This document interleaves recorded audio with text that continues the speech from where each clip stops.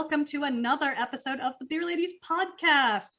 I'm Lisa, I'm your host today, and we're very, very excited to have you back with us as we're in spooky season. So this is, I think, our favorite time of the year as a podcast. You know, if anyone who listened to our season one, you know, we love this stuff. We get very excited about it. So today we're going to bring you some stories of haunted pubs, you know, haunted breweries, ghosts in old inns, all that good stuff that we get very, very excited about. But before we dive in, we want to do the usual, please like, please subscribe, please rate, review, share. We're on all of your favorite podcast apps. We are at Beer Ladies Podcast or at Beer Ladies Pod on all of the socials, depending on where you are. We tend to be most active on Instagram and on Twitter. So at Beer Ladies Pod or at Beer Ladies Podcast again. And we really, really appreciate you guys doing a like, subscribe, share. It really does help us. So thank you for continuing to listen. So I am joined today by Bean, Carolyn, and Christina. So say hello, everybody. Hello. Yay. How's it going?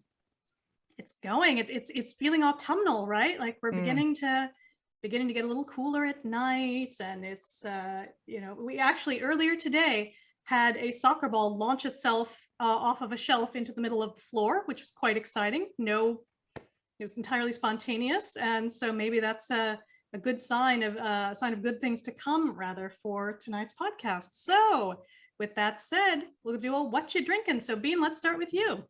Ooh, okay. I've got Immoral Support Citra IPA from well, it's Yellowbelly, but on the can they've crossed it out and put Bluebelly, and I'm not really quite sure why. Maybe you guys know there's like a pop culture art thing going on, but look, I don't really know. Immoral Support is 9%. It's got some Pilsner malt, it's got some Munich malt, it's got some wheat, and hops are Huell melon and Citra. Very and nice. It's got a wild tang to it, but it's very it's got lots of sweetness, lots of hoppy, little tiny bit bitter, and it's interesting. Nice. So, yeah, I haven't tried that one from them, but very nice. Carolyn, how about yourself? I'm drinking St. Elmo's. It's a brewery down in Austin. I'm drinking their Carl's Kölsch today. It's very good and light. I don't have any information on it because I went to the brewery and got a can. It also looks like, for those who are just listening, it also looks like such an artistic can. There's no information on it, which is, I think, a thing, because they canned it at the brewery for me. Oh, they did. So it's like a crowler. He was like, yeah, it's a crowler. He's like, do you want a 6-pack? I'm like, no, just give me a crowler. Oh, that's a fancy crowler, though. Yeah, again, it's black. It's just got really, you know, nice lettering, kind of gold on it. So very sleek for a crowler. Well done for them. Fantastic. Very good. It's very light. It's okay. You can tie it into St. Elmo's fire, is, you know, a spooky phenomenon. So perfect. You know, you did it. Perfect. Good for you. And I did it unintentionally. That still works. But Christina, how about you? What have you got? Well, I was in Clare for the past week on a staycation, if you will. So I figured I would represent the brewery. So the brewery really out there. So Western Herd Brewing Company out in County Clare, which we also visited recently. So thank you again so much. But that was a Ladies Craft Beer Society of Ireland trip. So not to be confused with the podcast. Yes, but the Venn diagram is not a complete circle. No, but it was a really fun trip anyway. So I'm drinking their Blue Jumper IPA, which, you know, it's a lovely IPA. It's a West Coast IPA, as they say, and it does what it says on the tin. When I was on their holiday, I had their Session IPA, which was more of a New England style, and I really enjoyed that one. That was really good. So this one is lovely too. So yeah, that's unfortunately not spooky season themed, but no worries. I guess I could make a stretch because there's lots of castles and of course haunted things out there. So yes, by proxy. It all counts. And I've got the Trouble Brewing Dark Arts Porter. So just always a wonderful go-to, 4.4%, lovely and dark, and it's got all that roastiness, but still, you know, quite light, you know, not gonna knock you over the head. It is really, really nice to have just either on its own like this, or again, sort of a good school night beer. And I love a porter anyway, any time of year, but it's nice to have something that's got a little bit of a theme there. So always pleased to have that one. So wonderful. So with that, we'll dive in. We've got some stories to tell. We've got some questions to ask. So I think we'll kind of go around the horn. But I think, Christina, why don't we start again with you? Again, you were just in Clare, so maybe you've got some stories there. I've got a mix of stories from all over, but what you got? I actually don't have anything from Clare, but this wait for next part 2, and I will bring my Ireland stories then. I actually have stories of haunted breweries. Wonderful. Some really interesting ones. So we'll start with Moon River Brewing Company in Savannah, Georgia. And so my sources for this are porchdrinking.com and nightlyspirits.com, which are really, really fascinating websites that had some really interesting stuff about spooky and haunted things. So highly recommend giving those websites a peruse, and of course they'll be in the show notes. So anyway, Moon River Brewing Company. So the building was built in the 1800s. I guess it was around 1821. And it was originally a hotel.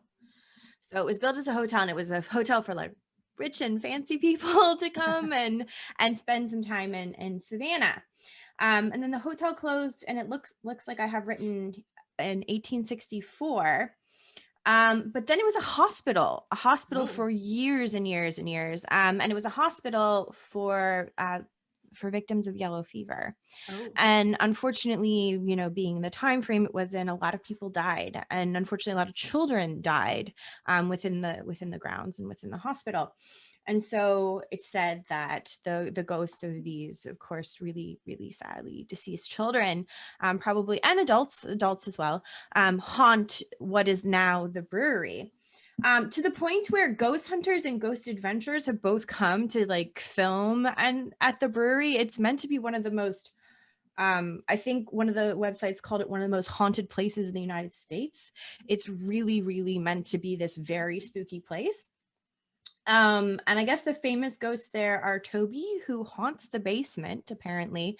And when I was researching this, I found that sort of common. A lot of the breweries talk about places being, or where is haunted at the brewery. It's commonly the basement, which I have thoughts on as to whether it's just we're all kind of terrified of basements, and so that's where we think it's haunted.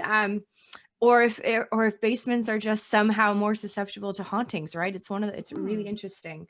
And then apparently there's also a lady in white there, which is of course a famous sort of spooky trope, the hauntings of the lady in white. And she pushes people down the stairs. So rude. Not quite a benevolent spirit there. But yeah, just I have lots of questions.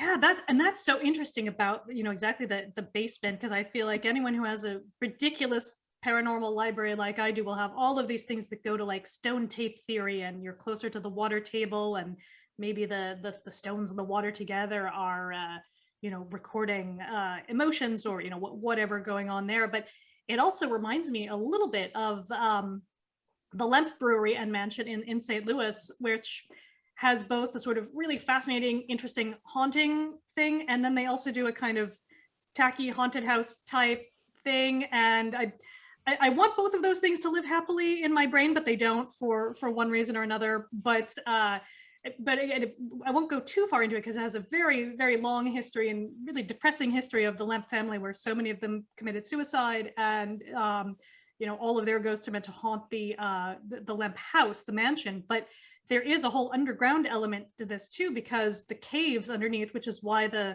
German lager brewers originally went to St. Louis, was because they could lager their beer there in the cave, literally. But they would actually walk, the Lemp family would walk from the house to the brewery through the caves underneath, mostly so they didn't have to talk to other people, which again, we've been in a pandemic, respect, if you're like, don't want to see people and I can get to work without that, fantastic. So fair play to them. But the caves too are supposed to be haunted, in addition to, of course, the house. We don't really know if the brewery itself is haunted because it's been essentially closed since Prohibition. And, so who knows, there could be tons of ghosts there living it up, having a great party. A little bit of it collapsed, in fact, last year because no one has done anything to it. So hopefully someone will eventually go in and do something with this huge plant. I mean, there's something like 27 buildings in the whole thing, but it's a fascinating story to look up, and many different versions of the story. But same thing, they've had like your most haunteds and all of those things turn up. But I think the story underneath is a lot more interesting, where it gets into that whole history of German brewing, German American brewing, but also they have a cave and it's haunted. Like, how cool is that? So lots of things going on there. So I sidetracked us there for a minute, but caves underground. I got excited about that. So with that, we'll do another segue. So Carolyn, how about you? You've got some, I think, fun Texas stories. Yeah, I have a few actually. Looking at this, these are very interesting. I'm going to start with the Moonshine Patio Cafe and Grill. That building has been there since the 1900s. There's a river that runs right behind it, so it flooded, and so which caused numerous drownings. So they suspect that the ghosts, the people who died there, never left, and so they took residence at this cafe and grill. And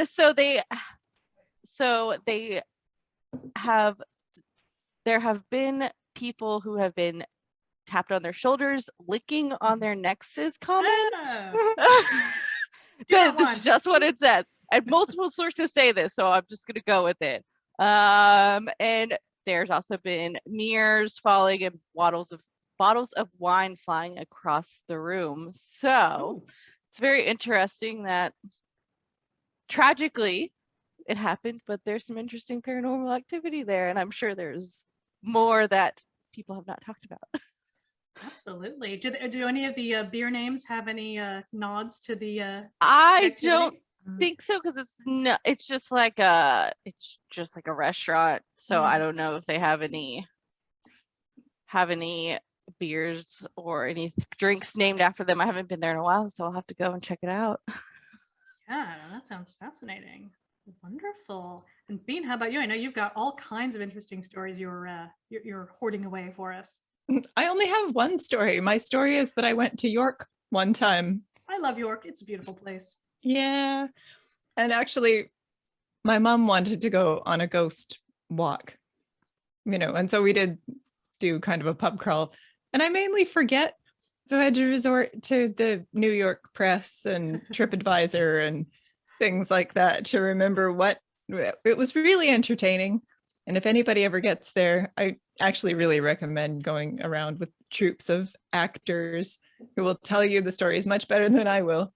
But yeah, you can go to the Shambles, and the Shambles is like this, it's kind of the part where, like, in the olden days, they had kind of this weird zoning where they had like a particular footprint and a particular amount of, like, carts and things in the streets, and a width for this and a width for that. And the houses were built larger than their footprint on the street, if that makes sense. So they're sort of hanging over, and there's those Elizabethan looking, like, almost think of the globe, like the way that the timbers would be visible in the the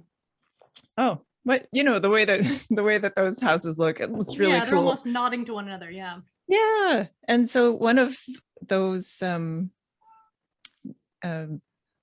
buildings, like, you can go and see this haunted pub called the Golden Fleece, which appeals to me because I always like the Greek, lads. But it's a nice place to have a pint. And then behind it, you can see Lady Pickett's yard, and Lady Pickett is meant to, haunt it with the one-eyed Jack. Is. And then you can go down a little further, go see the Black Swan. There's another little boy called Jack there, and a jilted bride. And then you can go to the windmill, and a person who looks after horses, an ostler, is hanging out haunting down there, and some little girl who got run over by a cart. Oh no. Anyway, things went down in York. Yeah, I think I've done that ghost tour. And I remember there was a part, my son would have been about 7 or 8 at that time. So he was having the time of his life, and he still smiled at people, and all the things that children do before they turn into teenagers. But I think he got to, pretend to chop someone's head off with an axe at one point on that tour. So it was the full package. Yeah. There may or may not have been a place where you can, put your head in your hands through the right thing. What's it called? Into the thing. stocks, yeah. And it's lovely going into the Minster, into York Minster, and reading all the different people who have a little bit of an inscription there along the walls. Some of them are actually really funny, like the things that they valued and the things that they put about their dearly departed on the walls of the Minster. So anyway, it's good time. So that's my trip to York. Yeah, well, and there's a good haunted beer tie-in too, because right near the Minster is the House of Trembling Madness, which is a wonderful pub. I want to say it is it's upstairs, and they have a great beer shop at the bottom, but the pub is kind of above. It's all really good local beer. They do also get, like, you know, the some of the ridiculously expensive beers from other places. I want to say this was back when they had the very, very expensive Brewdog one. This would have been about 2010 maybe. Actually, it must have been 2012, because I think I was there the same time the Olympics were happening in London. And I can remember seeing that it was something like, £50 to drink, like, a pint of this, and I'm like, no thank you. But it's a gorgeous, sort of timbered hall, and properly medieval feeling. They're wonderful people, and they have a haunted apartment that you can rent out as a sort of holiday let. So something to file away and think about. And it has a beautiful view of York Minster, just a great place. So you get good beer and you get ghosts. And I want to say the Golden Fleece pub is haunted by someone of note, but I'm forgetting who it was. Perhaps somebody associated with the gunpowder plot. Is it just Lady Pickett herself who owned the place? Or I mean, look, there's probably lots of room.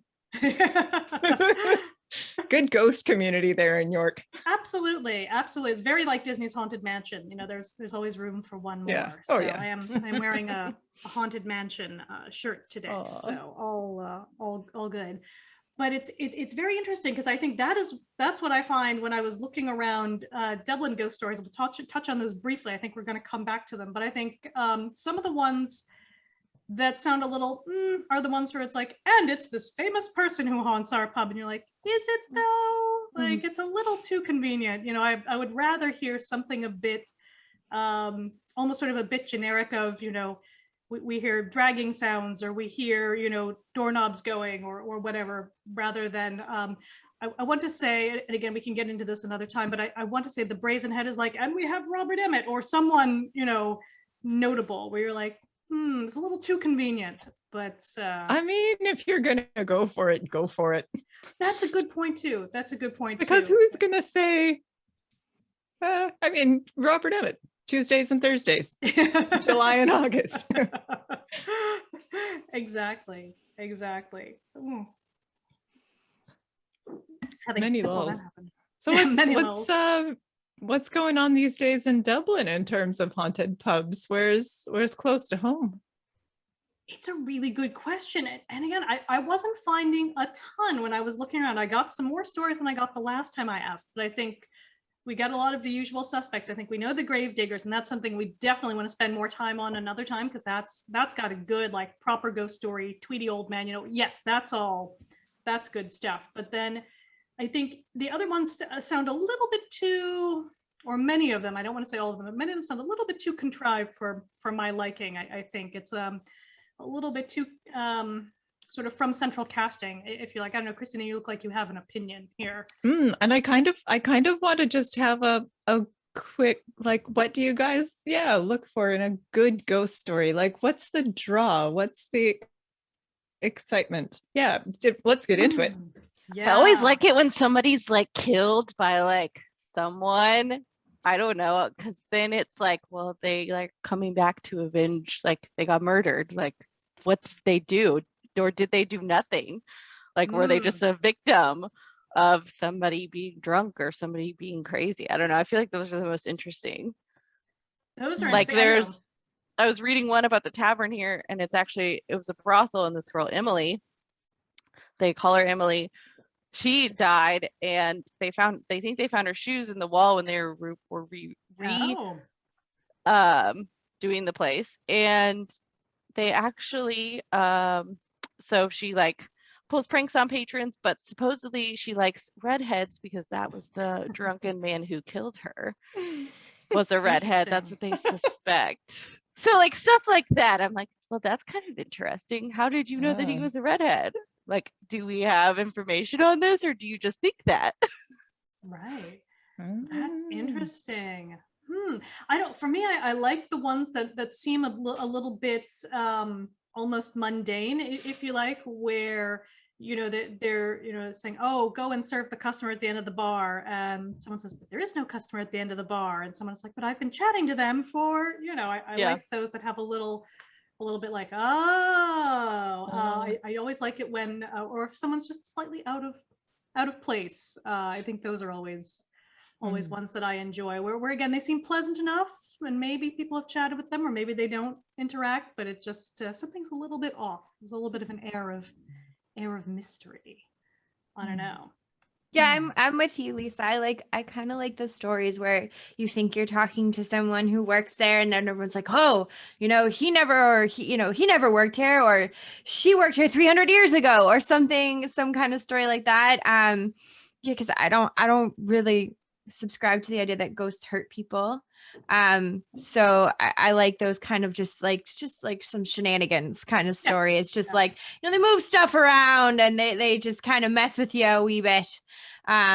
Those are kind of the stories that I really like. And also, like, to some degree, I'd imagine most pubs are haunted, like in Ireland, because a lot of them, I mean, if they've been there for like, I mean, if we're talking about Temple Bar, that's like the original place where Dublin was founded by the Vikings. So I mean, thousands of years old. So obviously there's some ghosts floating around, and well, they might not be like the pub's ghosts. They just might happen to be like, I died on this street 1,000 years ago, and hey, I'm just gonna pop in here and mess around with people for, you know, because I'm a bit bored, and then I'm just going to wander down the street a bit, you know. So I don't know.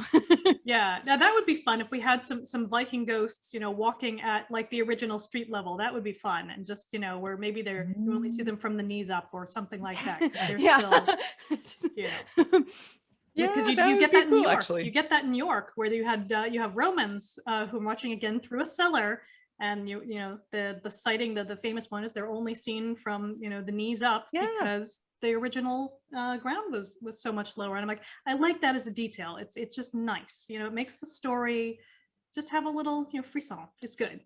And that makes sense for like that, why basements would be more haunted in places like Ireland, but why are basements more haunted in the US is my question then, because we don't have necessarily the same ground level. Because they're terrifying in the US. I mean, that's different. Yeah. Oh yeah. I mean, I have a long ingrained fear of basements, but that's down to that urban legend of, did you guys grow up, you know, with the urban legend, where you're babysitting the kids, and then all of a sudden you hear the washing machine go on in the basement, and she doesn't go down to look because she just thinks it's weird. So she gets the kids and gets out of the house and calls the cops, and then the cops find the guy that's downstairs with the rope and the knife and going to kill her.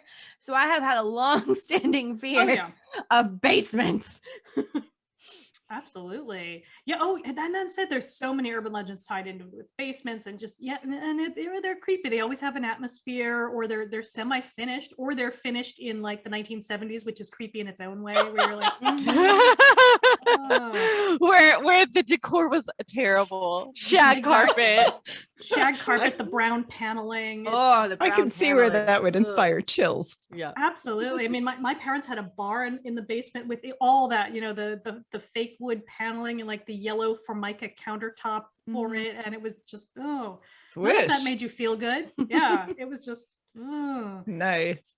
Yeah, terrifying stuff. I don't know, it's an interesting story, although I've got another one which is less about the basement and more about the upper floor. So I had to go back and check my Montgomery County ghost story. So this is all Pennsylvania, and this is a one too that is sort of very beer specific, because this poor pub. So when this book was written in I think the late 90s or early 2000s, it was still the General Lafayette, and it was the General Lafayette when I first knew it. And I'll talk a little bit more about some of the shenanigans we got up to there.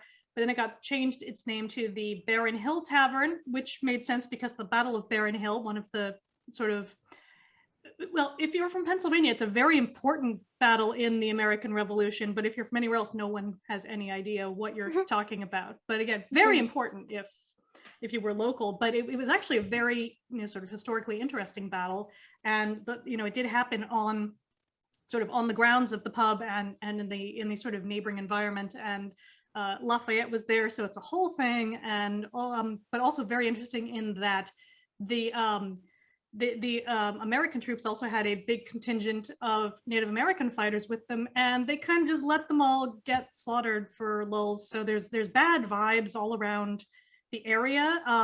These people had volunteered to help, at least, fight this particular group of British soldiers, but it didn't work out, although the British did not capture Lafayette, which is what they wanted to do at the battle. But again, you've got, an existing building. It was actually built in 1728, I think, originally, as the 3 Tons. So very kind of old school pub name. Oh, sorry, 1752 is what the building still dates to. But, did have the battle there, and has been on and off a tavern of some kind effectively since then. But it's closed like 5 times just in the time I knew it, which says something about maybe the site is kind of cursed. But in the 90s, they reopened as the General Lafayette Inn and Brewery. So they had one of the, I would say, relatively early, micro breweries in America, sort of, after that sort of first set of them that had sort of kicked off and gone away. This one was up and running. It was really, really nice beer. The food was not great initially, but it was about the beer. And you were in this beautiful building that they had restored, just really, really well done. It had all these different sort of snugs and different nooks and crannies. And every year they would have this phenomenal strong beer fest called Winterfest. So we went, gosh, I want to say like 4 or 5 times before then. The pub closed again, and then it changed its name to the Barren Hill Tavern, and then that closed, and then it was just the Hill, and now it's something else again. I don't know if they've gone back to being the Barren Hill Tavern or the 3 Tons or the General Lafayette, but each time they've been brewing their own beer, it's really good beer. So hopefully they will come back. But the ghost they have, there is a little girl who just appears, in a night dress, that kind of thing. But the other one they have is someone who comes in and bothers people when they're doing paperwork. So that's how you know it's a like legit, legit thing. And he'll wait till like when people are, closing down. So like 3 a.m, we'll come and start rattling doorknobs. And it's one of the original doorknobs in the building. So that's kind of one of the interesting sort of things about just the, the fabric of the building is still kind of there. And there is something that does come into, I think it's the ladies' toilets, which again, obviously would not have been the ladies' toilets in the 18th century or 19th century, but there's meant to be a presence in there. I did once run into someone during a Winterfest where a woman who I knew was kind of convinced that someone had grabbed her, but it turned out that was just a guy who had grabbed her at part of the festival and not in fact a ghost. And we were like, bummer, but all was fine. Guy apologized. He actually hadn't meant to be a creep, but all fine. We sorted it all out. But it was the kind of place where there's an atmosphere, things happen, shenanigans, both good and bad, but fascinating building. And hopefully it will be resurrected again because it's a beautiful building and they make great beer. So fingers crossed. But again, I love the idea of a ghost who's like, oh, you're trying to get work done. Not on my watch. And it's just like rattling the doorknob and shaking things, locking people in, all of that kind of again, when you're just like, I just have admin to do, come on. So that's what I like. That actually makes me want to ask a question. Do you guys ever walk into like a building or pub or whatever and just get like bad vibes and you're just like, nope, don't want to be here. This is creepy. I don't like it. I'm leaving. Have you ever, or, sometimes you can't leave because whatever social obligations, but have you ever walked into a place and just thought, no. I've had it in one place really specifically at the Foundling Museum in London. Walked in and was like, nope, we're done, and just back out. Because yes, just the atmosphere, the knowing the history of the place. I mean, and again, of course, your brain is primed for that kind of thing. But yep, just bad vibes. And I was like, nope, we're done here. We're good. But I've not had it in. I have had it in a pub just where it felt like it was. I don't want to say unsafe, but it did feel like there was some kind of like, but I think that was to do with the crowd than anything in the building, just something where you're like, your spidey sense is saying maybe don't go here alone, or I don't know, or this crowd seems riled up, or that kind of thing. I don't know. How about you, Carolyn? You look like you've got opinions. I don't know. I don't know if it's just because if I know a history about a place and I know it's old, it's like my own brain. But like I don't like going to the bathroom in those places by myself because I'm like, what? Like anytime I'm in an old pub, old place, I'm like, somebody has to go with me. Like, because I don't know, I just freak myself out, and I don't know if it's me freaking myself out or if it's just me getting an uneasy feeling. Because sometimes those bathrooms are in like dark hallways and I'm just like, I feel like something's gonna get me and I don't want to be the only one because nobody will believe me. Like, I don't know, maybe it's all in my head because I know history about a few places, or maybe it's actually something, so I don't know. It could be both. It could be both. Absolutely. How about you? I'm no use to you. I'm no use to you because I've always been a go to the bathroom alone girl. And I like to admire the ambience on the way. There's not to my knowledge any sort of haunting, but I've been in like the Victorian Bank pub in Dublin, which has got the old safes down by the ladies' loo, and it's charming and I love it. The only time I don't go places if I get, vibes off the living scene. So, yeah, not too fussed about the beyond the void. But it's the living you have to watch out for. But I'm here for the stories though, so I just like, I don't know, sometimes I get really bad vibes of places, so I love Edinburgh. I love visiting Edinburgh. I like going to Edinburgh, but oh my gosh, on the Royal Mile, like around where the toll booth was, really creepy, like really bad vibes there. And up to the castle as well. Like, just, I love going there. I love visiting. It's also one of the most haunted places on earth. So, but I definitely get really spooky vibes there. Just like, get out, leave. I'm like, okay, I will. Thank you. No, but I keep visiting because it's a great city and I love it. But sometimes I'm just standing there and just waves of just, ooh, this is just, but then again, a setting for, the execution of however many, supposed witches, and the toll booth was a place of, again, execution of so many people. So it's pretty sad, pretty horrific history. But then again, we have that in Dublin and I don't get those vibes here. So that's a really interesting point. Same. And again, maybe it's to do with the geology or something else that's like, sending out the vibes. I don't know. Yeah, because I've actually heard quite a few people say that, and because I thought it was just a me thing, and I think I was listening to a couple podcasts who have actually said the same thing, that something in Edinburgh around that area just sends out just really like spooky bad vibes. So I was like, oh, it's not just me. Okay, fantastic. Now they also tell you a version of that if you do the ghost tour in Victoria in British Columbia, which is wonderful, highly recommended. Again, it's a gorgeous little city, and it is a phenomenal ghost tour. I think one or two of the pubs are meant to have a ghost, but it's a very kind of non-specific ghost. But they will say it is to do with the specific geology of that part of Vancouver Island, that it sort of absorbs all the vibes, and so and then they will say, and this is why it's the most haunted city in North America. And I'm like, I'll take it. It's beautiful. It's all good, and it's got a fascinating history that goes back thousands of years. If you look to like all of the amazing like First Nations stories too, and they have just amazing legends of the some of the like rock formations and just the natural harbor. But it's got good ghost stories all over. For such a tiny town, it's got it all going on. It's highly recommended. Yeah, so that on that note, if anyone is listening and you want to tag us on Twitter, any places that you've been that you've just had really like spooky vibes or bad vibes, or just been like, okay, I need to leave. There's something in here that it's just no. And please also tell me if you think Edinburgh is a lovely place, which it is, but does not have any of those creepy vibes, and it's all in my head. So please feel free to tell me that too.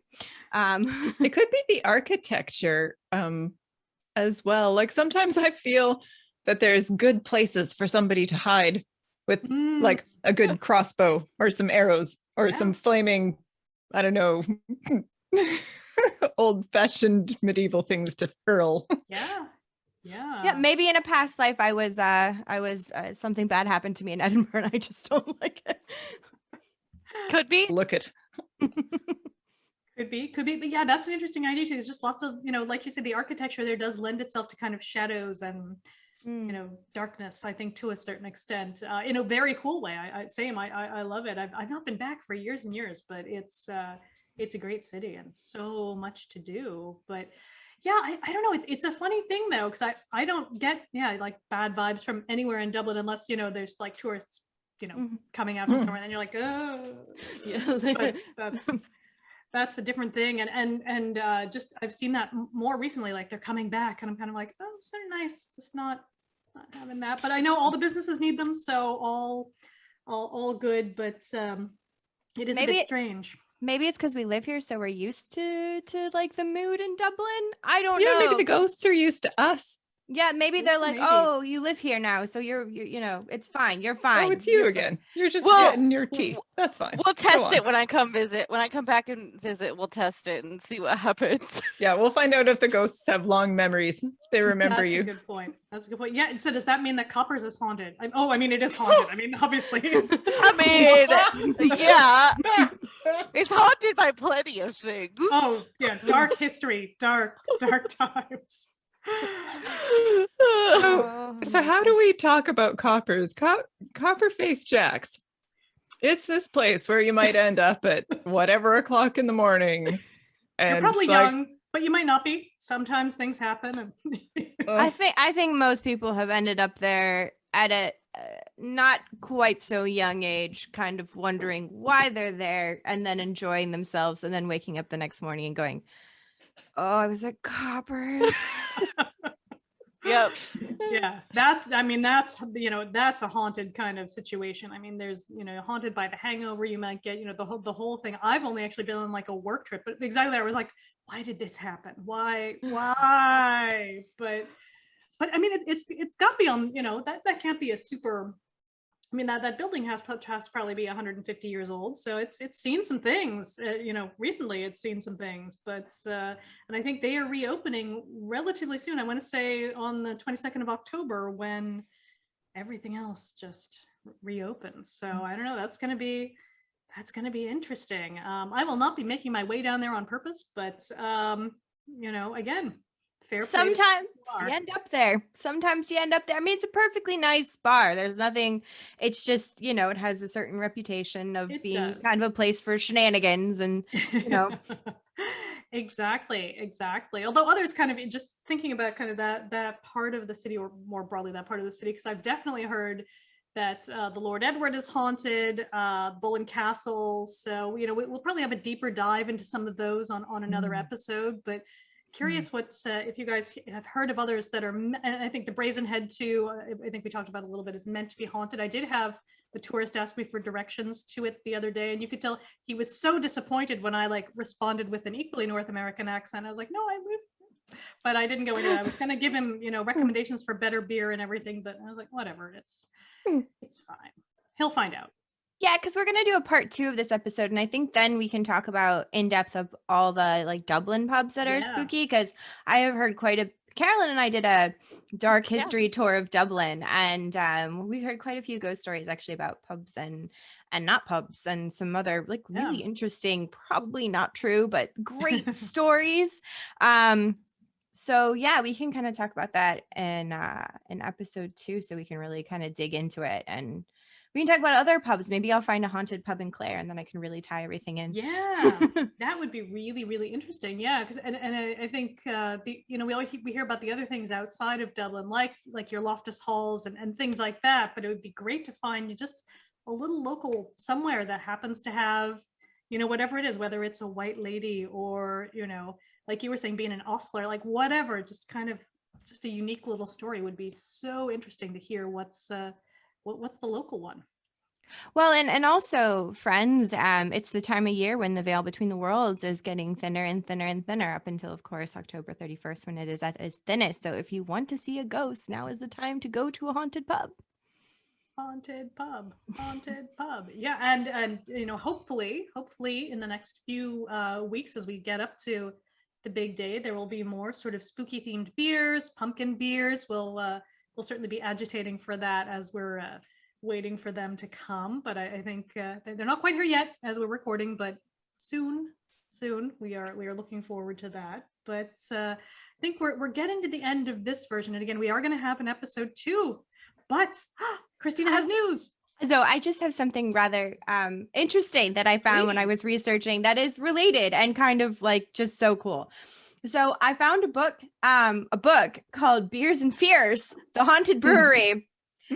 And it's on Kindle for free, friends. So if you want to check it out, it's Beers and Fears, The Haunted Brewery. And it's like 4 different spooky stories that take place in breweries, and it's fiction. I think I'm pretty sure it's fiction, but what a cool kind of thing. And yeah, it's free free on Kindle Unlimited, and it's like €2 to buy it. So it might just be just a little bit of fun for spooky season. So I'm definitely going to be reading that, perhaps on my plane ride back to the US to visit my family soon. But I just was researching and that popped up and I thought, wow, that's very niche. I love that. I have a book that I was trying to find for this recording called Booze and Brews, so BOOS and Brews, where it is a guidebook to haunted, basically bed and breakfasts and inns around the United States. It's a very self-published kind of a book, which is all fine. And I could not find it. It is somewhere in my house, and I think probably our house poltergeist has taken it, and we'll wait until they're done. And certainly will be returned when I no longer need it. But that's fine. That's part of the contract, right? It's just mine does that too. But if I ask him nicely and I say, "You really, really need this, can you give it back?" If I turn it around, it'll just appear on a chair. I'm still missing a hoodie from Three Weavers Brewery in San Diego. I have asked for it to come back. No luck yet. So it must really love that hoodie. It was a great hoodie, and obviously I can't get a new one because that's a long way away. But I will keep trying. So yes, ask your household ghosts for things to be returned. But I think on that note, we will wrap up for now, and we are going to come back, like we said, with a round 2 on this one, because there's so much more we can talk about, and we get very excited about this. And I know a lot of other local podcasts are going to be doing really cool things this time of year, so looking forward to that as well. But on that note, I would say again, thank you so much. Continue to like, subscribe, share, all of the things. Like us on all the socials at Beer Ladies Pod or at Beer Ladies Podcast. And with that, we will all say a spooky goodbye and see you again next week. Thank you, everyone. Bye.